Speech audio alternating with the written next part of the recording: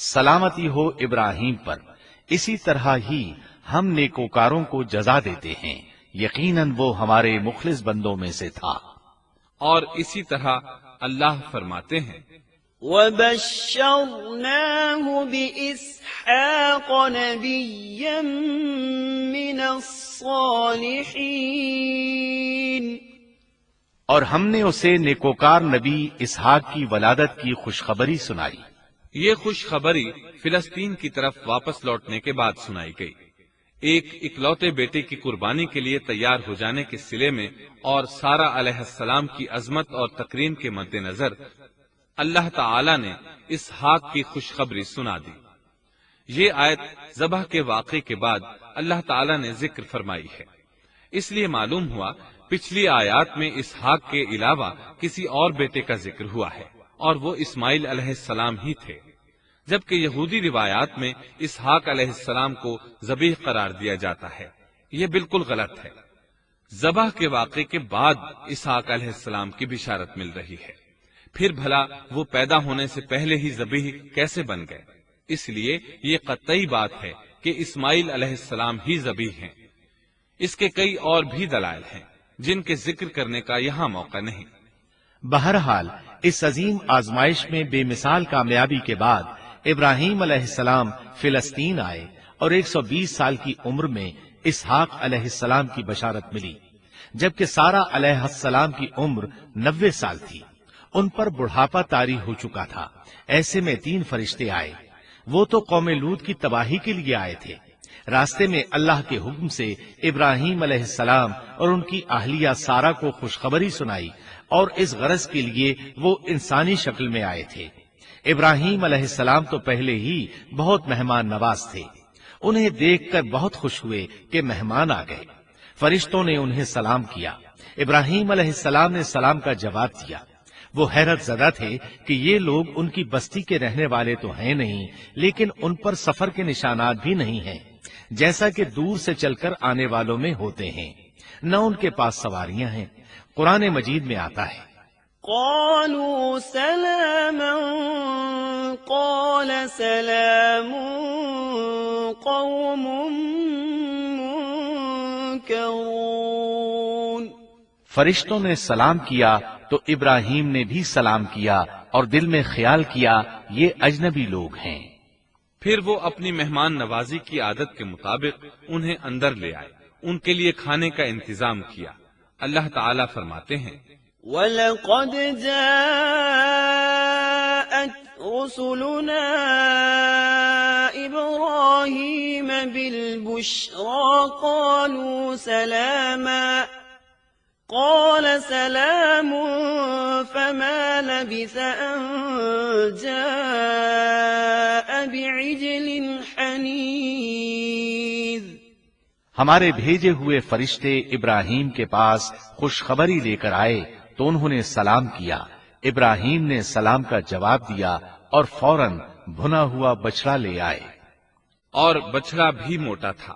ان کے سامنے کھانا پیش کیا، لیکن وہ بھلا کب کھانے کی طرف ہاتھ بڑھانے والے تھے۔ یہ دیکھ کر ابراہیم علیہ السلام نے خوف محسوس کیا کہ کہیں یہ دشمن نہ ہو۔ اس وقت فرشتوں نے کہا قالوا لا تخف إنا أرسلنا إلى قوم لوط۔ ابراہیم نہ ڈر، ہم تو قوم لوط کی طرف بھیجے گئے ہیں۔ جب انہوں نے یہ باتیں کی تو سارہ علیہ السلام پاس کھڑی تھی، وہ ہنسنے لگی۔ وہ خوش خبری سے پہلے کیوں ہنس پڑی؟ علماء اس بارے میں کہتے ہیں کہ جب انہوں نے سنا یہ فرشتے لوط علیہ السلام کی بستی کو تباہ کرنے جا رہے ہیں تو ان کے خاتمے کی خبر سن کر وہ ہنستی۔ اس کے بعد فرشتوں نے یہ خوشخبری سنائی۔ فبشرناها بإسحاق ومن وراء إسحاق يعقوب۔ ہم نے اسے اسحاق کی پیدائش کی خوشخبری دی اور اسحاق کے بعد یعقوب پوتے کی بھی خوشخبری دی۔ بہت جلد ہی ہم اسحاق سے تیری ویران گود کو آباد کریں گے، اور تو اپنی زندگی میں اس کے بیٹے یعقوب کو بھی دیکھ لے گی۔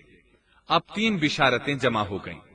بیٹا پیدا ہوگا، لمبی عمر ملے گی یعنی بیٹا جوان ہوگا، اور پھر وہ اپنے پوتے کو بھی دیکھے گی۔ اس سے بڑھ کر کیا عزت اور تکریم ہو سکتی ہے؟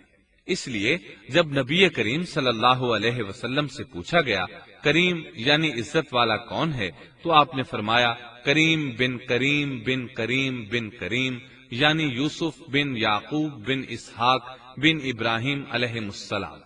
مطلب یہ کہ نبی بن نبی بن نبی بن نبی۔ یہ یوسف علیہ السلام کی شان ہے کہ خود بھی کریم، باپ بھی کریم، دادا بھی کریم اور پردادا بھی کریم۔ اس سے بڑھ کر عزت افزائی کیا ہو سکتی ہے؟ بہرحال فرشتوں نے انہیں خوشخبری دی۔ وَبَشَّرُوهُ بِغُلَامٍ عَلِيمٍ، پھر انہوں نے ابراہیم کو ایک صاحب علم لڑکے کی بشارت دی۔ خوشخبری سن کر سیدہ سارہ حیران ہوئی، مارے حیرت کے منہ سے ہلکی سی چیخ نکل گئی۔ انہوں نے اپنے رخسار پر ہاتھ مارا جیسا کہ عورتوں کی عادت ہوتی ہے، کہنے لگی ہائے افسوس، کیا میں بچہ جنوں گی حالانکہ میں بانجھ ہوں اور میرے خامند بوڑھے ہیں؟ یہ تو حیرت کی بات ہے۔ ایک دوسری جگہ اللہ تعالیٰ نے یہ الفاظ فرمائے، کہنے لگی میں بوڑھی اور بانجھ ہوں، بھلا میں بچے کو کیسے جنم دوں گی؟ اس پر فرشتوں نے کہا تو اللہ کے حکم پر تعجب کرتی ہے، اے اہل بیت، یہ تو اللہ کی تم پر رحمت اور برکت ہے، وہ بہت بزرگ اور قابل تعریف ہے۔ دوسری آیت میں ہے انہوں نے کہا اسی طرح تیرے رب نے فیصلہ کیا ہے اور ہمیں کہا ہے، یقیناً وہ بہت حکمت والا ہے اور علم رکھنے والا ہے۔ یہ تھی اسحاق علیہ السلام کی ولادت کی خوشخبری۔ ابراہیم علیہ السلام مکے میں سیدنا اسماعیل علیہ السلام سے ملنے کے لیے آتے رہتے تھے۔ ایک روز آئے تو ان سے کہا اے میرے بیٹے، اللہ تعالیٰ نے مجھے حکم دیا ہے کہ اس مقام پر اللہ کا گھر تعمیر کرنا۔ اسماعیل علیہ السلام نے فوراً کہا میں حاضر ہوں۔ اس طرح انہوں نے کھدائی شروع کی، ایسے میں انہیں شیش علیہ السلام کی تعمیر کے آثار نظر آئے، انہوں نے اس پر تعمیر شروع کر دی۔ ایک روایت میں یہ بھی ہے کہ انہوں نے فرشتوں والی بنیادوں کے آثار بھی دیکھے۔ نبی کریم صلی اللہ علیہ وسلم کی جوانی کے دنوں میں جب مکے کے قریش نے کعبے کی تعمیر نئے سرے سے کی تو انہوں نے اس کی بنیادوں کو گہرا کرنا چاہا۔ وہ کھدائی کرتے ان سبز پتھروں تک پہنچ گئے جو پہاڑوں کی چوٹیوں کی طرح نظر آ رہے تھے۔ انہوں نے ان پتھروں کو نکالنا چاہا۔ ایک شخص نے کدال کے ذریعے ایک پتھر کو باہر نکالا تو اس کے نیچے سے اتنا نور نکلنے لگا کہ قریب تھا وہ شخص اندھا ہو جاتا۔ پھر پتھر خود بخود نیچے جا گرا اور اپنی جگہ پر جم گیا۔ اس کے بعد لوگوں نے ان پتھروں کو ہاتھ نہ لگایا اور تعمیر شروع کر دی۔ قرآن مجید میں تعمیر کعبہ اور بیت اللہ کا تذکرہ اس طرح آیا ہے، وَإِذْ بَوَّأْنَا لِإِبْرَاهِيمَ مَكَانَ الْبَيْتِ أَلَّا تُشْرِكْ بِي شَيْئًا وَطَهِّرْ بَيْتِيَ لِلطَّائِفِينَ وَالْقَائِمِينَ وَالرُّكَّعِ السُّجُودِ۔ اور جب ہم نے بیت اللہ کے مکان میں ابراہیم کو جگہ دی اور فرمایا کہ میرے ساتھ شرک نہ کرنا اور میرے گھر کو طواف، قیام اور رکوع و سجود کرنے والوں کے لیے پاک رکھنا، اور فرمایا إن أول بيت وضع للناس للذي ببكة مباركا وهدى للعالمين فيه آيات بينات مقام إبراهيم ومن دخله كان آمنا۔ بے شک لوگوں کے لیے جو پہلا گھر تعمیر کیا گیا ہے وہ مکہ میں ہے، وہ جہان والوں کے لیے برکت اور ہدایت کا ذریعہ ہے، اس میں واضح نشانیاں ہیں، مثلا مقام ابراہیم، تو جو کوئی حرم میں داخل ہوگا وہ امن میں آ جائے گا۔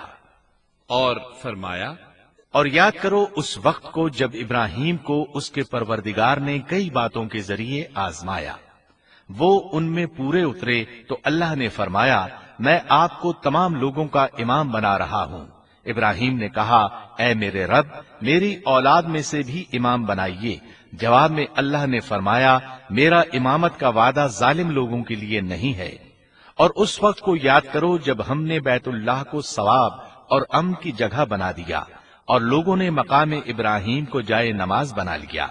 ہم نے ابراہیم کو حکم دیا کہ میرے گھر کو طواف، اعتکاف، رکوع اور سجود کے لیے پاک رکھو، اور وہ وقت بھی یاد رکھو جب ابراہیم نے دعا کی اے پروردگار اس شہر کو امن والا بنا دے اور اس کے مومن بندوں کو پھلوں کا رزق عطا کر۔ اللہ تعالیٰ نے فرمایا میں کافروں کو بھی تھوڑا فائدہ دوں گا، پھر انہیں آگ کے عذاب کی طرف بے بس کر دوں گا، یہ پہنچنے کی جگہ بری ہے۔ اور وہ وقت یاد کرو جب ابراہیم اور اسماعیل بیت اللہ کی بنیادوں کو بلند کر رہے تھے اور دعا مانگ رہے تھے اے ہمارے رب ہماری محنت کو قبول فرما، تو دعا کو سننے والا جاننے والا ہے، اور ہمیں اپنا فرما بردار بنا، ہماری اولاد میں سے بھی ایک فرما بردار گروہ بنا، اور ہمیں عبادت کا طریقہ سکھا اور ہم پر رجوع فرما، کیونکہ تو ہی توبہ قبول کرنے اور رحم فرمانے والا ہے۔ اے ہمارے رب ان لوگوں میں انہی میں سے ایک رسول بھیج جو ان پر تیری آیات کی تلاوت کرے اور انہیں کتاب و حکمت سکھائے، انہیں پاک کرے، یقیناً تو غالب حکمت والا ہے۔ تعمیر کے دوران جب ابراہیم علیہ السلام اس مقام تک پہنچے جہاں آج حجر اسود ہے تو اللہ تعالیٰ نے جنت سے ایک سفید پتھر بھیجا۔ حدیث میں ہے یہ پتھر نہایت سفید تھا، اب سیاہ ہو گیا ہے۔ انسانوں کی غلطیاں اس کے سیاہ ہونے کا سبب بنی۔ جب دیواریں انسانی قد کے برابر ہو گئیں تو اسماعیل علیہ السلام ایک پتھر لے آئے۔ اب ابراہیم علیہ السلام اس پتھر پر کھڑے ہوئے، وہ ننگے پاؤں تھے۔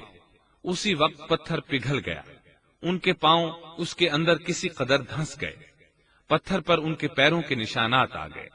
اسی پتھر کو آج مقام ابراہیم کہا جاتا ہے۔ پہلے یہ پتھر بیت اللہ کی دیواروں کے ساتھ رکھا گیا تھا۔ جب لوگ طواف کے لیے آتے تو سیدنا ابراہیم کے پیروں کے نشانات دیکھنے کے لیے یہاں ہجوم ہو جاتا۔ اس طرح طواف کرنے والوں کو دقت کا سامنا ہوتا۔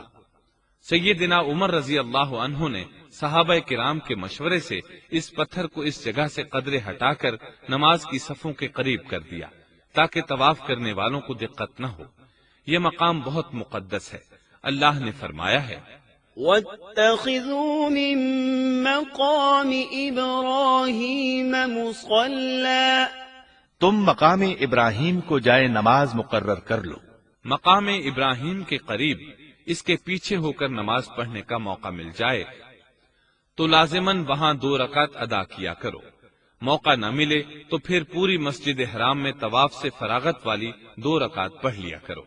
اس طرح کعبہ تعمیر ہوا، تب نیا حکم آیا وَلِلَّهِ عَلَى النَّاسِ حِجُّ الْبَيْتِ مَنِ اسْتَطَاعَ إِلَيْهِ سَبِيلًا وَمَن كَفَرَ فَإِنَّ اللَّهَ غَنِيٌّ عَنِ الْعَالَمِينَ۔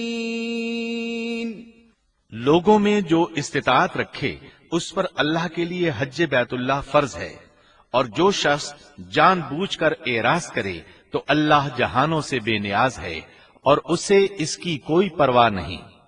ادھر ابراہیم علیہ السلام کو اللہ تعالی کی طرف سے اشارہ ہوا وَأَذِّن فِي النَّاسِ بِالْحَجِّ، لوگوں میں حج کا اعلان کر دیں۔